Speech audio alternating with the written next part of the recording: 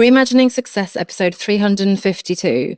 And my guest today is the founder of the Social Society.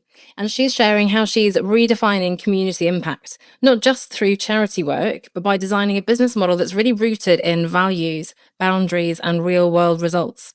We talk about what it takes to stay true to your vision, why consistency matters more than quick wins, and how to build success on your own terms, even when the world says otherwise. Welcome to Reimagining Success, the podcast that helps you build a profitable business as an independent expert, one that works for you and your lifestyle. I'm your host, Anna Lundberg, former corporate insider turned business mentor, executive coach, and mum of two. Whether you're a solopreneur, a coach, speaker, consultant, I'm here to guide you in creating a business that gives you freedom, flexibility, and the fulfillment you're looking for. Ready to redefine success and build a business that you love? Let's get started. Okay, hello everyone and welcome to this month's interview. And I'm here with Toni Finnimore, who I don't know very well, so I'm as excited as you all are, I hope, to dig into her story. And Toni, as ever, I'm going to hand right over to you and ask you to introduce yourself as only you can, and then we'll dig into your story and what it is you do. Amazing, thank you. And thanks for having me as well. It's great to be here. So I'm the founder of an organisation called the Social Society, and we're a volunteer and events community that effectively, top line, makes local volunteering easy. And we do that by the human-to-human matchmaking, I guess. We're a little bit like the Bumble, Tinder or Hinge of charity matchmaking, and we bring both local people, employees and students of late and charities into our community and matchmake them based on their skills, their hobbies, their passions and a real-time need for the charity and local community. The event side of our work is predominantly festival team days. So we bring anything from 50 to 500 people into a field from businesses, and we pay local charities to come and ask for help. So we cherry pick the skills and we make sure we support charities in a way that's actually meaningful rather than guesswork. Love that. Important work. How did you end up there? Was this sort of a very clear path laid out after you finished school, or what have been kind of the little pivots and twists and turns along the way? Yeah, there was a slightly bumpy period after school, I would imagine, when my poor parents thought, what is she going to end up doing? But actually, looking back now, there was a very clear route, I guess. Started in NHS support work, went into advocacy, representing people's rights and wishes and beliefs, then went into managing those services for charities and community provision. So mental health, end of life, learning disability services. When I was in it, I was very much like, wow, where is this going? This is hard. Like, this is hard work, especially in communities on ground level. But yeah, looking back now, there was a very clear reason why I'm here today, I guess. Yeah, something like connecting the dots backwards, as Steve Jobs famously said. I suppose going back to that beginning, it sounds like you've always done meaningful work, but I guess in a different container or whatever you want to call it. But how has your view of success, both for you personally in your career, but also I suppose more broadly for the charities you work with, shifted since when you first started to where you are today? Yeah, definitely. Oh, it's hugely different. I look back at some of my career, especially in charity and managing community provisions, and it was all day. It was zero boundaries. It was give to the point of burnout constantly. You know, huge national teams, lots and lots of stress and crisis. Unfortunately, I think charities are still in that position because they're still plugging local gaps all over the UK. But yeah, it was a pretty bleak time. And when I was in it, I was thinking, oh wow, this is really tough. But now, way more boundaried. Freedom, flexibility, and the sort of ability to make a real impact is all I really focus on. So I'm lots better at that now. That's so interesting because I've worked a lot with people who have left corporate, as I call it. And it tends to be, if you think about the ikigai, which you may be familiar with sort of the things that you love doing and the things you're good at and making money and things that the world needs, we tend to be on the kind of good at making money side of things. And then we want to move more towards making a bigger difference, making an impact, meaning. But and I recently wrote an article actually about sort of how passion for what you do can actually lead to burnout, right? Because you do blur those boundaries. And I'd imagine it's the same when you're doing really meaningful work. It's even harder to shut your laptop down, because I see colleagues, and I'm not going to name their particular industries, but where you can easily go, oh, that work isn't making a difference, but your work actually can make a difference. So yeah, that's a really interesting tension of I need to understand that if I burn out, I can't help anyone. I can't help my family, let alone the people who I'm trying to help in this organization. 100%. And it is a tricky one, especially when you're working closely with organizations that are grassroots on the ground floor, dealing with the crisis on a day-to-day basis, because you want to step up and do more and help, in a way that's going to make a much wider impact for them and the people that they support. But ultimately, you can only do so much. And so by having that time and being boundaried and flexible, you can actually support far more. And I think that Ikigai thing, there's still a narrative, I think, that you can't have purpose and profit at the same time. And I think it's a load of old rubbish, to be honest. I think you absolutely can, but that's also a journey that I've been on. Yeah. I'm with you on this, but let's dig into that, because I think that's true, again, both from the individual's perspective. I mean, I think my Instagram bio, which constantly changes, something around more income and more freedom and more purpose, right, without the hustle. And absolutely, I think there's a growing group of us who believe that that's possible in organizations too, whether it's the B Corp movement, which I've seen be criticized recently, but it's still moving in the right direction, right? Or, the triple bottom line and all these thoughts. So tell us more about that then. How are you thinking now in terms of the purpose and profit? I think there's a in terms of I was doing some stuff on this morning, just around the clarity of your offer and not trying to be everything to everyone. The B Corp movement is an interesting one. They are changing, but they're changing their they're like framework, their standards, their accountability standards, I guess what you would call them, to be more rigorous. So I think I'm actually going through mine at the moment, and I think it's a really good way to hold yourself accountable and also work and collaborate with people that are in the same space looking to do good. Yeah. And have you had any wobbles along the way? What sort of the dreaded imposter syndrome we always talk about, or like, how can I possibly make this work? How can I do this and also make a living? And so talk us through kind of the inner workings of your mind during this time. Every week. Every single week. No, it's less and less so now, but it is, I think, in the spirit of being open and honest, it's an absolute journey. It's a journey, and it's not a linear path. It's a very much like a roller coaster, but the highs far outweigh the lows. The impact that you can make, the work that we do, and the you can see it. You can see not just in the field with the charities that have received the help, but the longer term impact and the connections and the support on the ground floor is worth it. And if you no, please go ahead. Just going to say, just pretty similar along those lines, really. Well, I was going to say, building on that, if you could sort of let us have a peek behind the curtain, I suppose, of the business model. How do you navigate that tension of making money for your own sake and for the sake of, business and team members and so on, and then also, obviously, the really important work that you're doing? What does your business model look like? Yeah, sure. So it's twofold, I guess. So it's a subscription-based model. So you have lots of volunteer skills platforms that are very plug and play, that will plug into HR pieces of tech for businesses up and down the UK and much further afield. So it's a per employee cost for the subscription base. And effectively what we do is we take the legwork out of it for the organizations, and we lead on their employee volunteering. We give them marketing collateral, report on their social impact.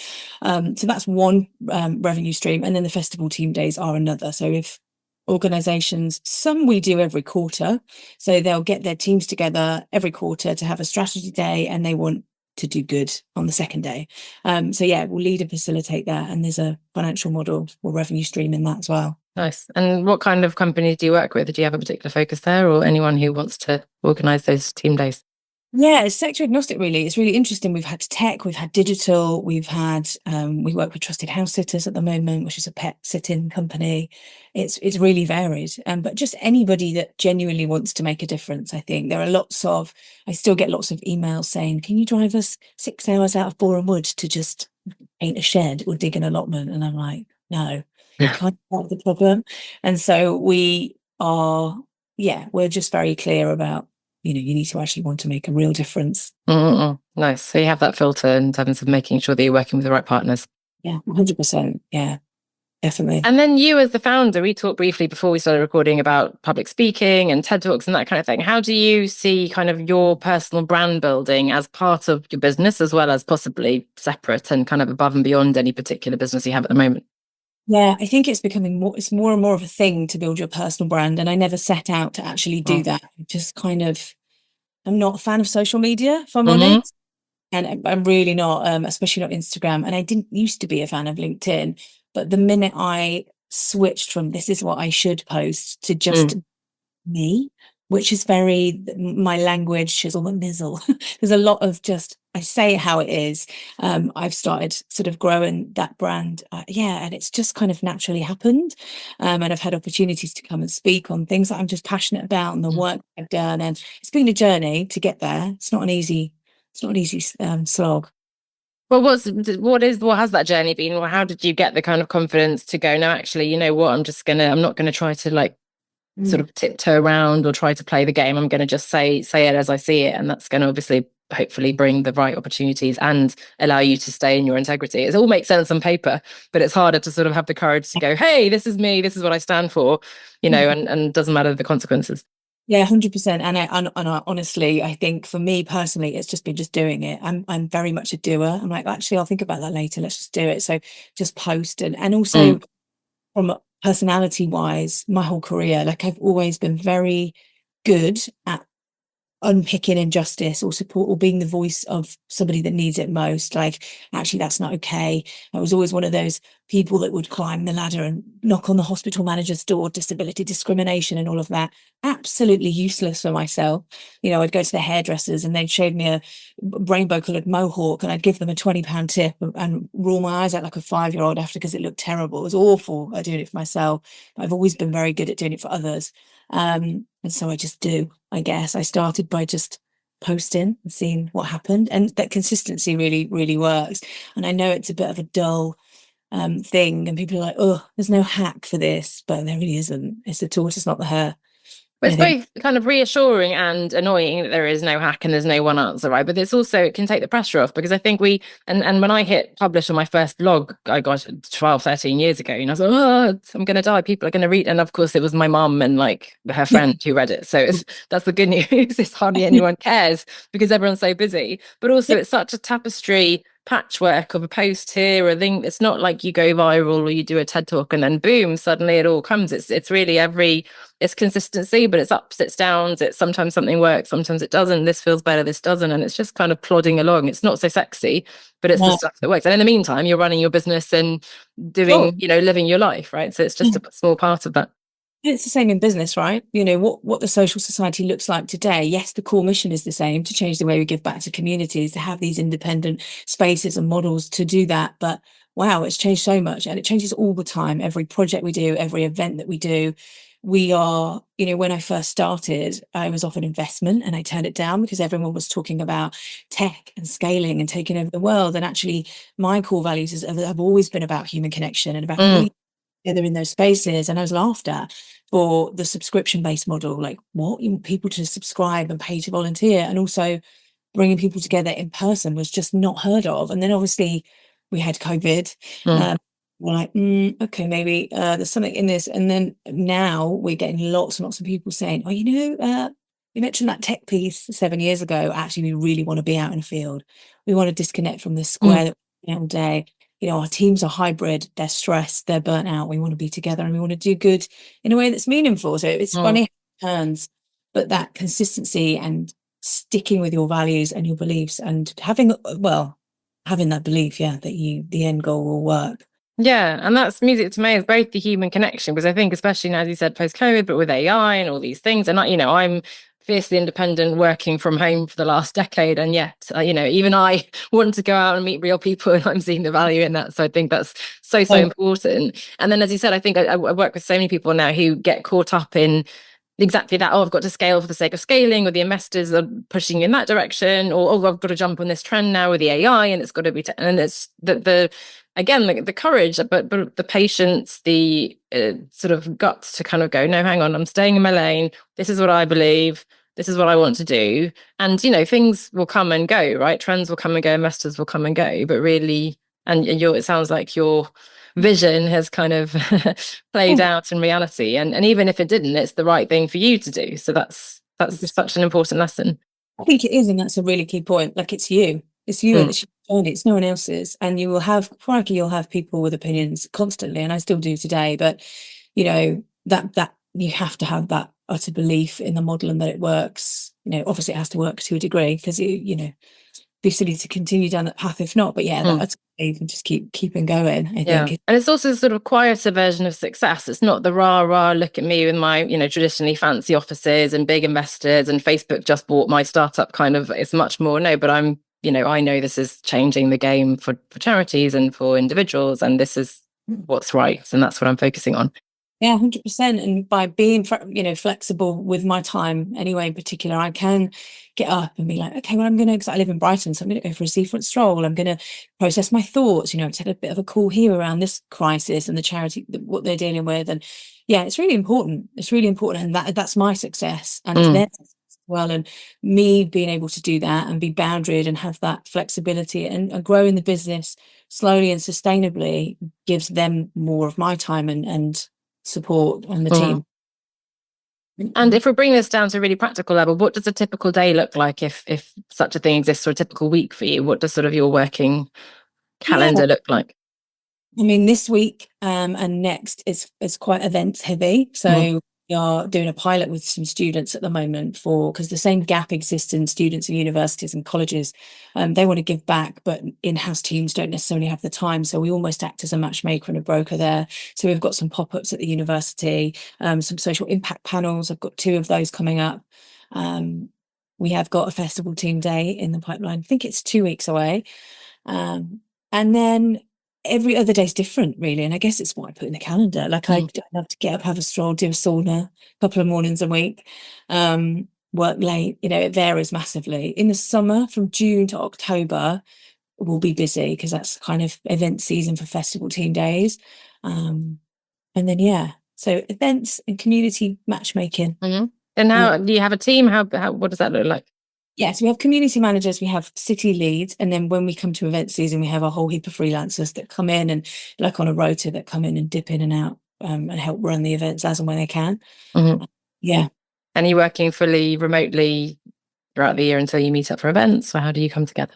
Pretty much. Well, we're live direct from the kitchen now, and this is what I've been for the last few days. But I've got co-working spaces and things that we go into, and I'm in London actually this week as well for the Charity Film Awards. So there's a variety. Yeah, let's put it that way. Sounds amazing. Sounds so interesting. That's what keeps it interesting, right? The variety of being out, being home in your kitchen, being alone, being with people. 100%. And the choice to do that, I guess. And the festival team days in particular are very different. Each one of them is different. It's kind of like co-produce and design them with the business. So some businesses will say, we'd really like health and wellbeing and horse box saunas and yoga and movement and breath work. And then others will say, I'm absolutely not getting in my bikini in front of Colin from accounts. I don't want that. So it's very different. So they're all really different experiences. Love that. And I suppose I always ask if you could give one piece of advice, and I suppose thinking about someone who is maybe feeling a bit like, I'm being pushed in this direction or put, and actually I feel like that's not where I want to go. Can you offer some words of wisdom to how you can kind of stick to your vision, your values, and kind of keep going on that path? I think, and it's a really short one, is you do you. And I say this all the time, and people are like, what does that mean? Literally, you do whatever it is that you feel, and you will have that belief. You have that belief in the end goal, and you've got all of this narrative saying, don't do it like this. And you have to be careful, I think people will offer advice, and sometimes it's really good advice, and you get support. You can't do it on your own. So I'm not saying be stubborn and don't listen.